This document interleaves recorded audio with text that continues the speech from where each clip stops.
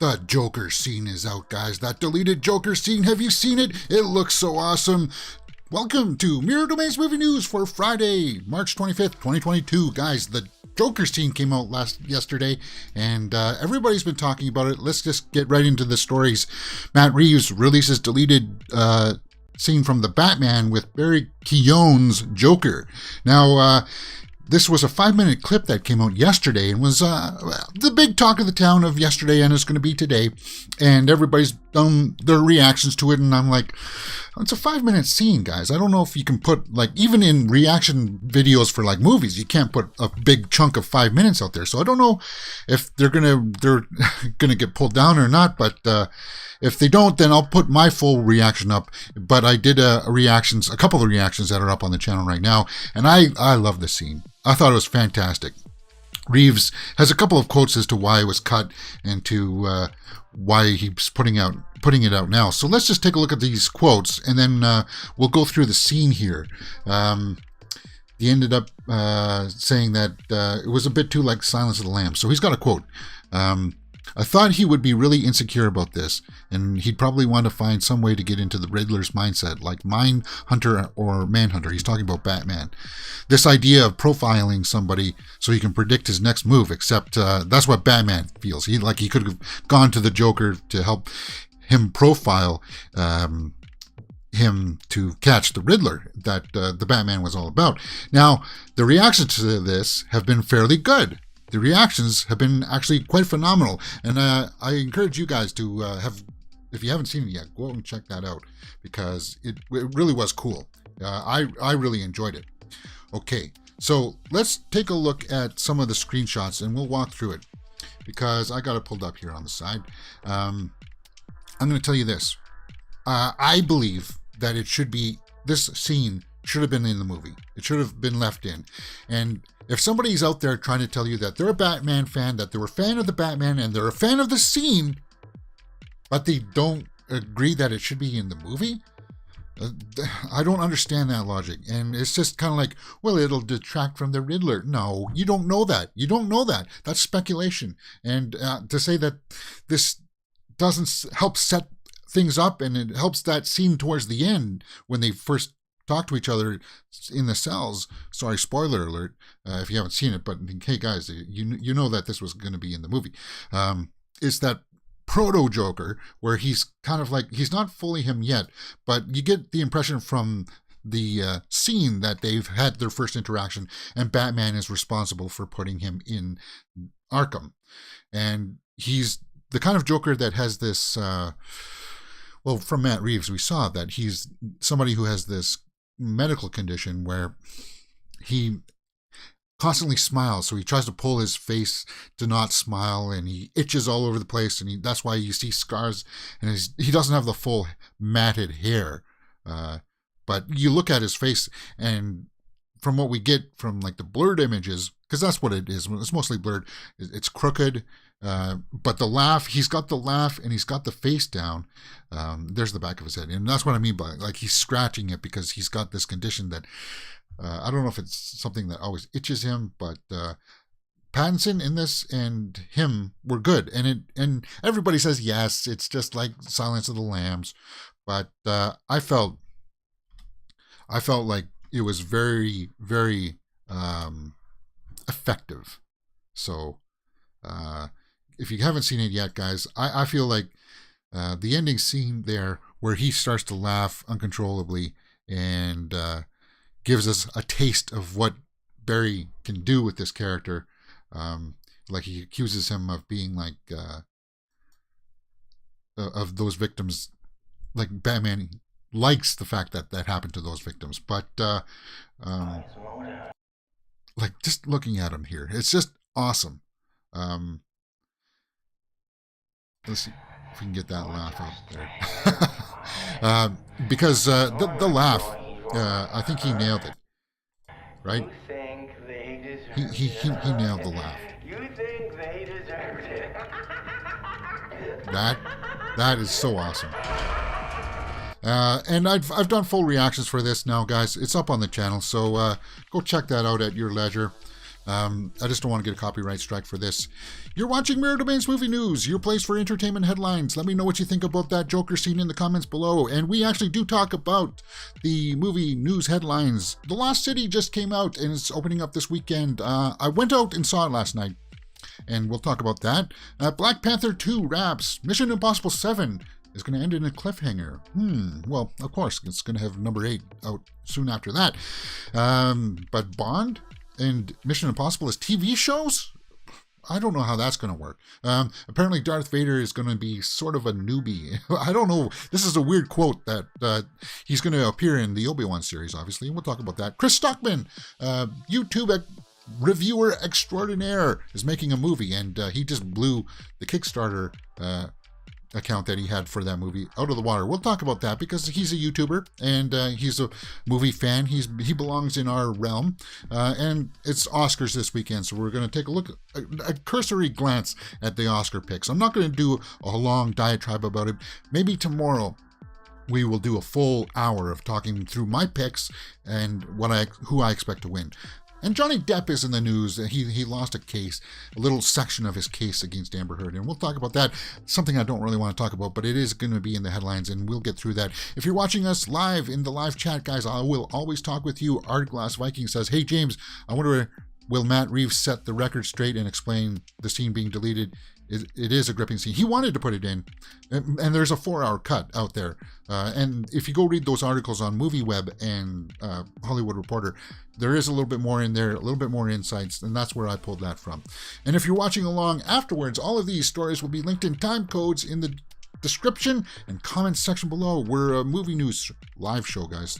12 p.m. Eastern, Monday to Friday. And if you are interested in watching any of these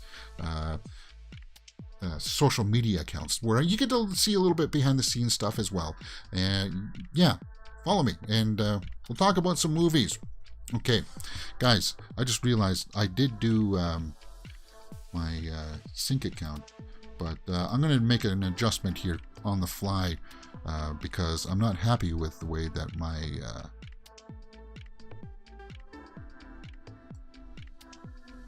there we go. It was a little too orange for my tastes. So, guys, I hope you like that. Trust me, I got 3 scenes, and I do have an unblurred version of that Joker trailer. Just 5 minutes. It's 5 minutes long, and you know when you watch reactors do movies and such, they can't put a 5-minute clip in. And I was like, it's risky, and I can't risk getting a strike because I do live streaming 6 times a week. So that's why that's not in there. Fuzz in the live chat says, hey. Okay, so it was a cool scene. I love that scene. I love that scene a lot. Okay, now then. The Lost City came out last night, guys, and I was going to do my straight out of the theater reaction, but it was raining outside, and I just couldn't get it done, man. But we'll talk about it now, and then later on today, my actual full review will be out, and I think I'll just make it as a short so that people can get my take on it pretty straight. Now, here's my quick impression of it when I first got out, is that I liked it. I liked the chemistry between Channing Tatum and Sandra Bullock. Is it her best movie? No. I had a lot of fun with it, though. It moved along. It was a touch long, though. It was like 1 hour and 48 minutes or something as a runtime. And if they shaved off like an extra 20 minutes of that, I think that would have been a whole lot better. But there's fun characters in it. Like her marketing manager there, the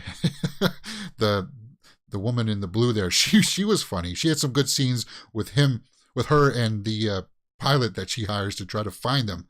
Guys, if you haven't seen the trailer, let's go over to the IMDb and I'll give you the quick synopsis for those who haven't seen this.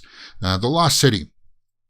A reclusive romance novelist on a book tour with her cover model gets swept up in a kidnapping attempt that lands them both in a cutthroat jungle adventure. And yes, Channing Tatum plays the cover model for her books, and she doesn't like writing these romance novels, and it does get into a little bit of wokeness at times, and just when you think that they're going to go beat you over the head with that wokeness, don't worry, they kind of pulled back on it, and they gave you a different perspective on that.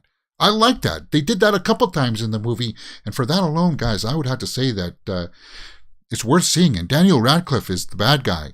Abigail Fairfax. He has a lot of fun with it.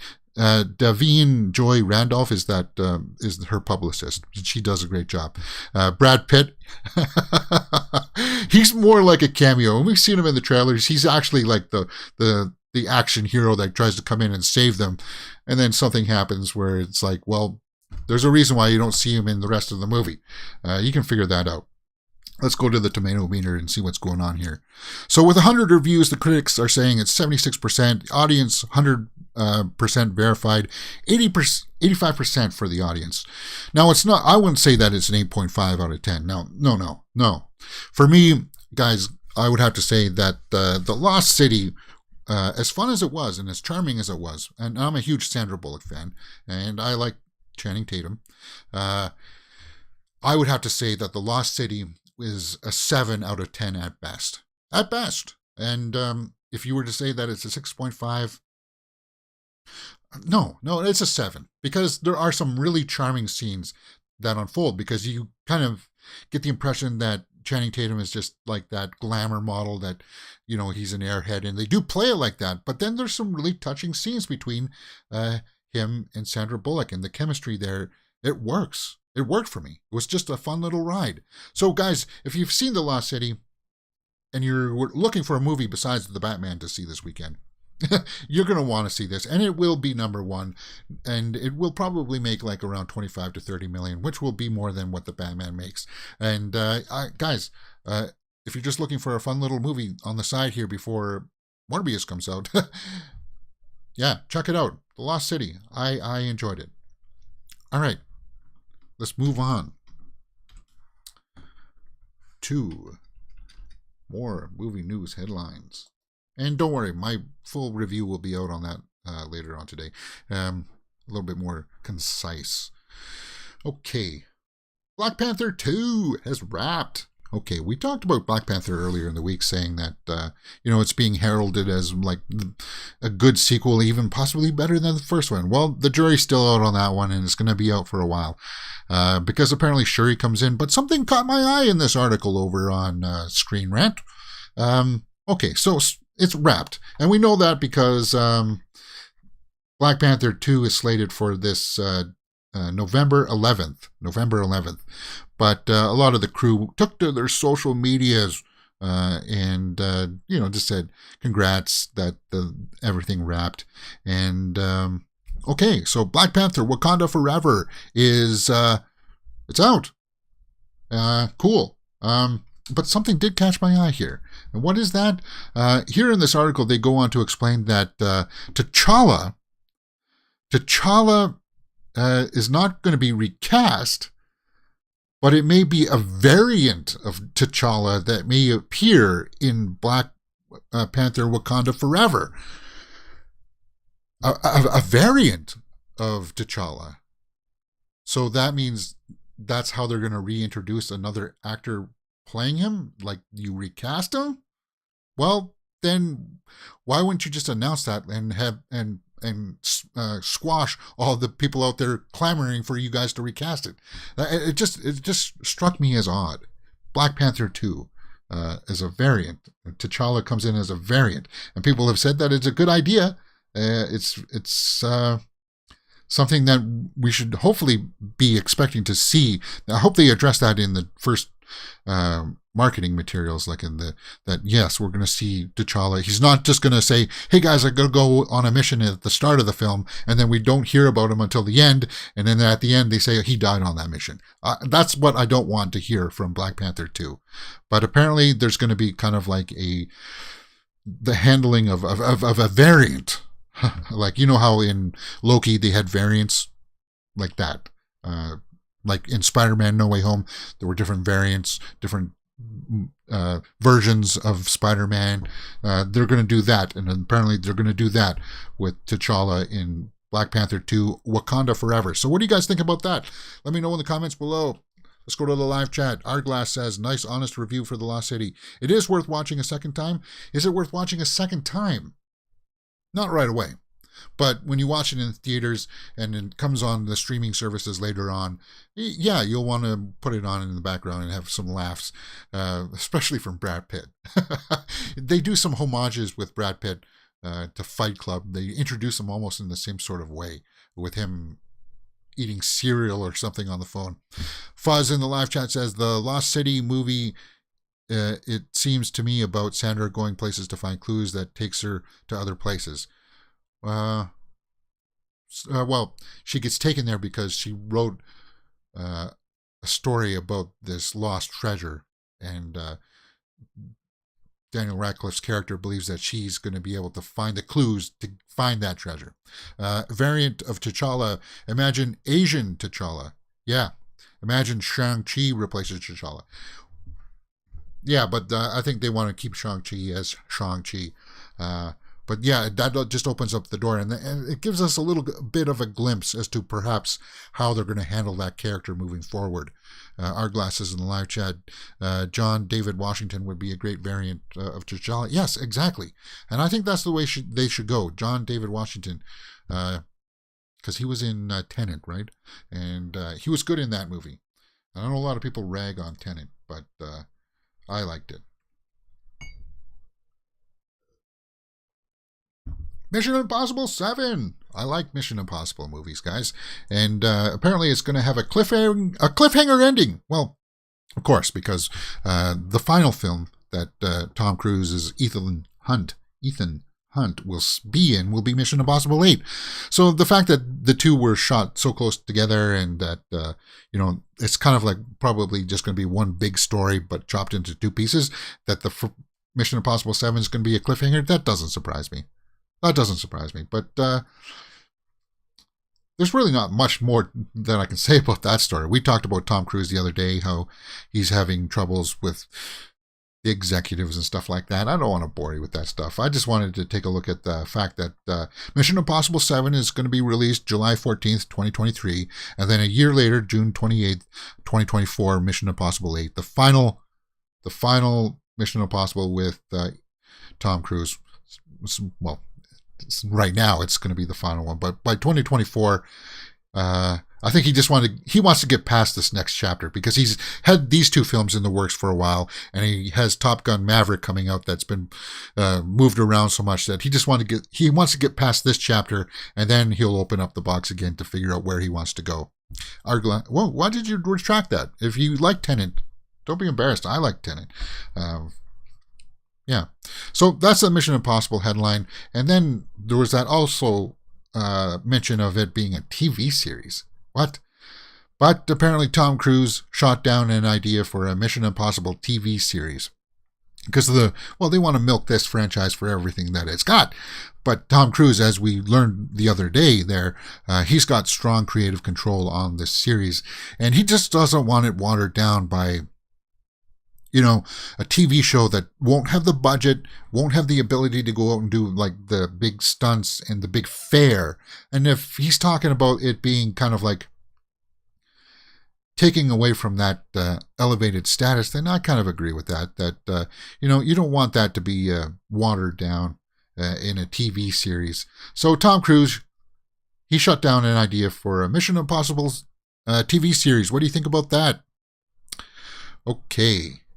Do you know what's going to be a TV series? James Bond. Amazon's Prime Video greenlights James Bond competition show, though. Okay, so it's not going to be about Bond. It's a competition show, much like The Amazing Race, if you've ever watched that, with producers Barbara Broccoli, Michael G. Wilson coming on. So it's not going to be a Bond series. It's going to be like a Bond-esque version of The Amazing Race, and that's all. But when I first read that headline, could you be like, talking about watering down your franchise, your properties? That's something that would happen if they made a Bond TV series, and I didn't want that, and that was one of the concerns of the producers Broccoli and Wilson there, that they didn't want to have Bond become a streaming series. They didn't want that at all, so that's good. So when I saw the headline, I was kind of like, ooh. So basically, they're looking for candidates right now, and it's going to be a race around the world in Bond fashion. if you go on and read this article over on Variety. And hey, guys, be mindful of Variety and the big trades, because they're really trying to shove down that movie that came out with Ben Affleck in it, Ana de Armas. Pop-ups. Every page that I opened up today from Variety and Hollywood Reporter is pop-ups for this Deep Water. It's like, oof, guys, Deep Water got some bad reviews. Why are you shoving it down my throat? But anyway, Bond. I digress. Okay, competition show. It's not about the series. I have to keep my eye out for that. Obi-Wan. Darth Vader isn't fully formed in Disney Plus series. Well, we know that he's fully formed at least by the time Rogue One comes around, because that leads right into episode 4. But they're saying that they got a quote here that we'll take a look at. For us, it's very similar to Obi-Wan in the sense that he's in between these two trilogies. Okay, well, yeah, obviously. So he isn't the New Hope Vader quite yet. You know what I mean? Well, no, I don't know what you mean. Because he was very capable of dispatching a bunch of people at the end of Rogue One using the Force and such. But then that fight with him, Obi-Wan, in A New Hope was a little bit, well, we know the circumstances with that. So we are with the characters sort of in the middle of this period. It is still Vader, obviously, but it's a Vader that isn't quite as fully formed as A New Hope. Isn't fully formed. Well, we know that he gets the full armor. Does that mean that he doesn't have the full dark side powers yet? Okay, well, I'm sure that we're going to see a little bit more of that. Like, it just kind of puts that noob stamp on him, and I don't like the flavor of that left in my mouth. Obi-Wan comes out May 25th, 2022, and we'll learn our answers then. We know that there's going to be a fight again between him and Obi-Wan. Vader and Obi-Wan are going to face off again, and I'm guessing from what I'm hearing is that we might see the helmet get cracked, and we'll see part of his face, and then that will probably be the climax of that series, that limited series. And it's a bummer that it's going to be a limited series, but I think they can make more. If Obi-Wan blows it out of the water, I want to see more. And there were talks that perhaps there could be a Darth Vader movie, solo movie as well. I think that just opens up the door for those possibilities, and I would love to see that. Absolutely love to see that. And don't pay attention to those people out there that say that it just shrinks the universe. Those aren't real fans of the movies. They're just, yeah. Don't get me started, because that gets me angry.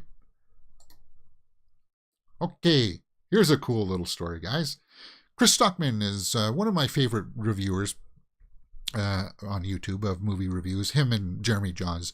He's probably second place, but Jeremy Johns just has that flair to him that I like. Stuckmann is a little bit more analytical, but he is going to be branching off to make his own movies, and he's going to make a horror movie called Shelby Oaks, and it passed $1 million on Kickstarter. So that's good news for him, and I can't champion that enough. You know what? When you watch his reviews, Stuckmann, he obviously is a film fan. He made like me and everybody who is a huge movie fan, made like these small little skit movies when they were younger and such. So that's good for him. And apparently this Shelby Oaks horror movie is about, now this isn't an image.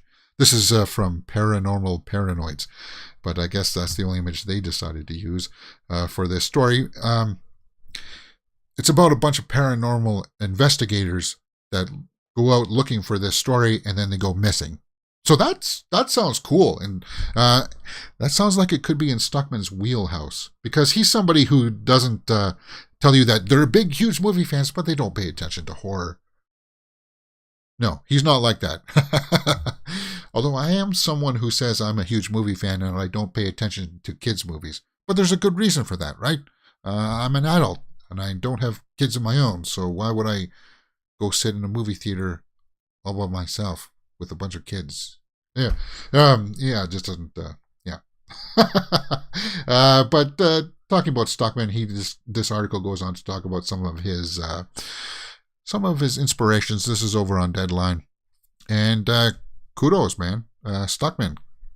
Congratulations, and it looks like his fan base stuck out, came out for him in force, and that's really cool.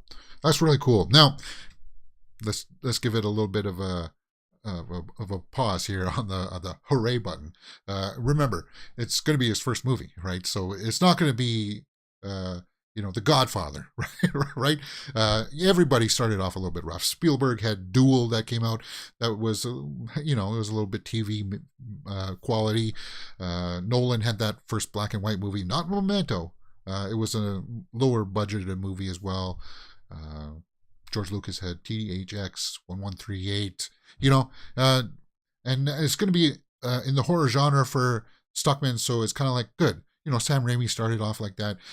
The first Evil Dead wasn't all that great, but he stepped that up for Evil Dead 2. So Stuckmann is following sort of in that path, and I think he's going to get some good results. That's real cool.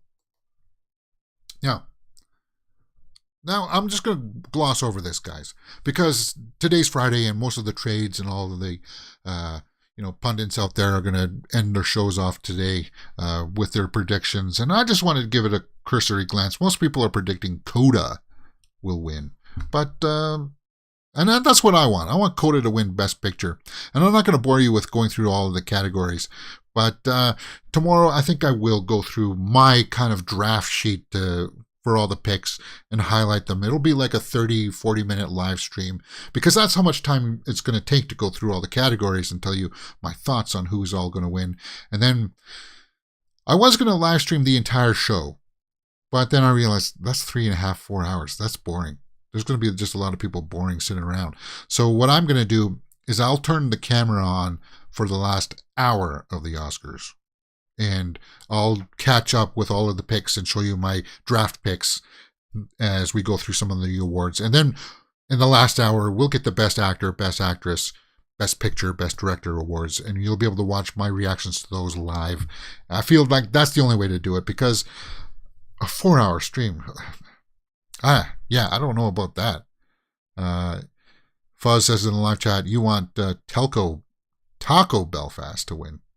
What's that? You want Belfast to win? Okay. Taco Belfast, I don't know.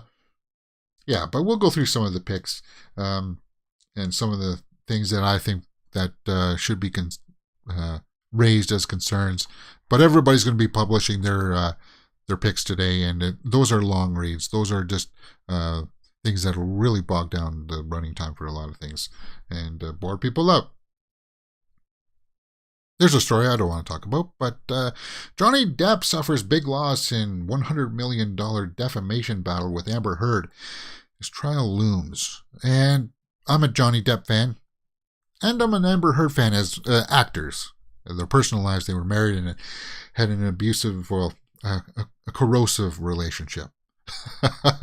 And I guess they're suing each other for a whole bunch of things. It's just ugly. It's ugly. And apparently Johnny Depp has lost this slap case. It's a slap law. So Johnny Depp's team has pushed the point that the defamation is not covered by anti-slap law. SLAP, not what you think, is an acronym for Strategic Lawsuit Against Public Participation. Now, that's pretty much all you need to know. I guess that's not going to hold up, right? So he kind of lost that. And then we're just... No, he's not going to have to pay out $100 million or she's not going to have to pay out that. But you know what? That's pretty much all you need to know at a cursory glance if you're just a casual fan and if you follow that. But if you really want to go read that, go read that on Deadline. I don't want to bog down the show with bummer news. Art Glass says in the live chat, I like Belfast to win. It's my home turf.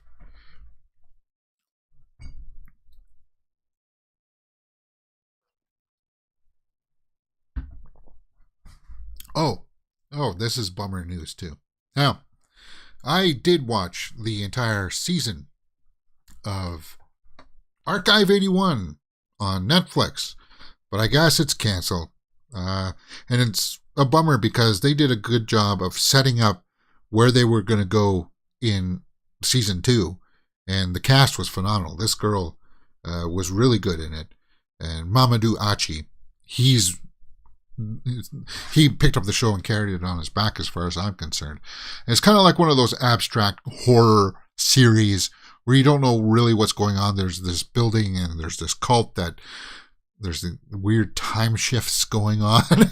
It's kind of like very abstract. And I liked it, but they set it up for a very obvious season 2. It doesn't look like there's going to be a season 2. Deadline was the first to report this, that it's not going to happen. I guess it was a little too niche. And this comes from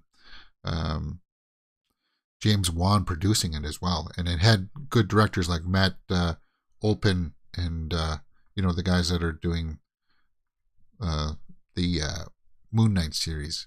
And they do a lot of abstract movies like Synchronic and such that do have that time shifting stuff in it. And it's like, is there a demon there or isn't a demon there? I liked Archive 81. And it's kind of a bummer that, well, we're not going to get a season 2. Yeah. Yeah. I thought it was kind of a letdown. Oh, you guys got to see that. I'm going to pull up the old Twitter realm because it's Friday. And let's see if there's anything else trending. Naomi Scott, Halle Bailey, and Rachel Ziegler will represent. Okay. Halle Bailey. How many people confuse Halle Bailey with Halle Berry? She's going to be the new mermaid in Little Mermaid, right? So she's going to be that. That's who that is. Happy birthday, Lee Pace. Okay, so it's Lee Pace. You'll recognize him once you see him. He was that guy. He was also the bad guy in Guardians of the Galaxy 1. Very menacing voice. First look at true crime series The Staircase, starring Colin Firth and Toni Collette. Is that our first look, though? No, we've seen images. Maybe they were just behind the scene. No, we actually have. I'm sure we've seen a teaser for this as well. Okay.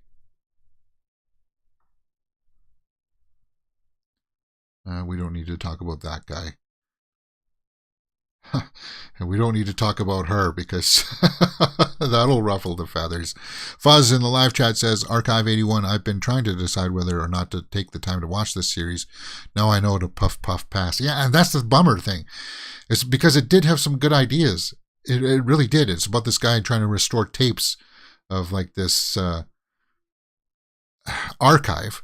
And there's this monster in the tapes that you see that comes out of the screen when you see him, and it's kind of like, well, that's cool, man, but then now that it's not going to go anywhere, it's bummer.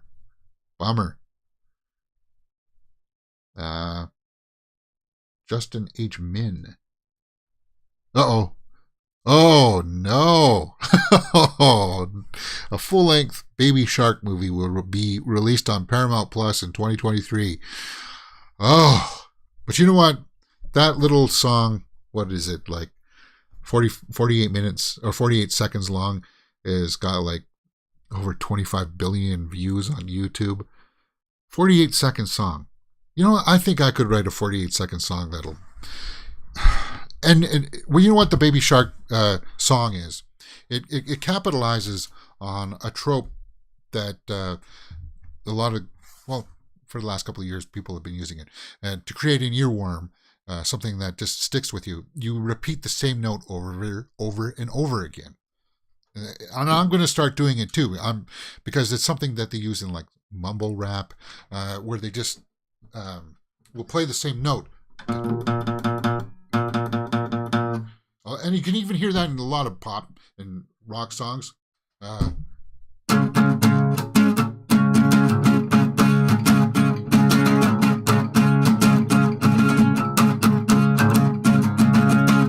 Because it gives you that groove, and then you hear the same note over and over again, and it's kind of like, yeah, what's a Baby Shark?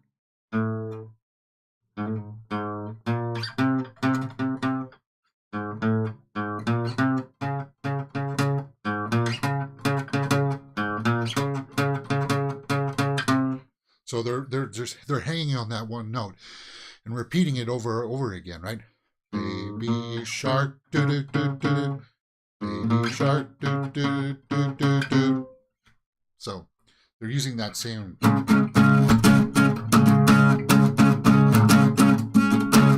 Why can't I do that today?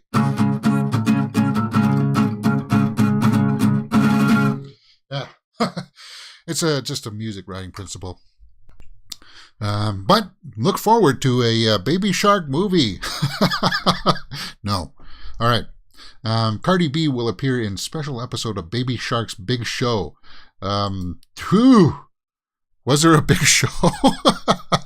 I want Yahya Abdul-Mateen from Candyman to play T'Challa. Whoa, that's a good pick, Fuzz says. Let's move on. Becky G and Louis Fonsi will join Encanto cast members on stage to sing Bruno, or whatever the heck that song is. Oscar Isaac speaks out against, well, we talked about that earlier in the week in that quote. So people are just catching on to that. And we heard his quote. He just said that that law in Florida is a mockery and shouldn't even exist. And it's embarrassing that that's happening. And I agree with that. Parker Posey, cool. Love Parker Posey. Has joined Brandon Flynn and a bunch of people, Brian Cox, Edie Falco, Lisa Kudrow, for an HBO Max horror comedy called Parenting. Horror comedy. Well, you know what? I like Parker Posey. She was like the best part. Well, yeah, she was the best part of Scream 3. Gemma Chan will star as Anna May Wong in upcoming biopic. Okay, so who's Anna May Wong? Must be somebody from black and white movies. Oh, Netflix. 81, Archive 81 it's a no-go. And the documentary series Megan Thee, don't know what that is. Isa Gonzalez.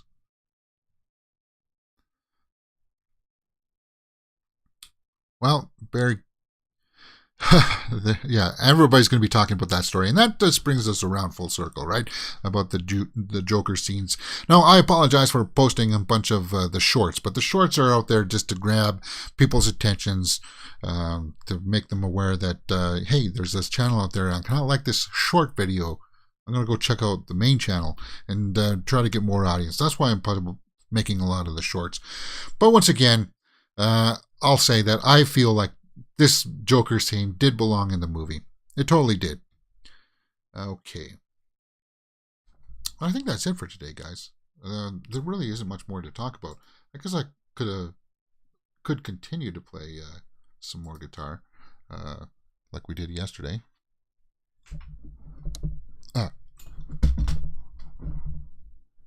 Now, it was also mentioned that maybe I should do some drawings, show you guys some more drawings. But the thing is that when I do drawings, it takes me at least the first night out. I'll sketch the idea for it, Scarlett Johansson, and then the next day I'll do all the shading. And yeah, the cameras don't do a very good justice of what it is, but it takes me a long time. And there's a better picture of Taylor, right? Like I'm not that it sort of looks like her, but when you do drawings like that, you have to study people's faces, so it's kind of weird that I'm mapping out Taylor Swift's face, like measuring the distance between eyes and the nose and all that stuff. It's weird. But you have to do that.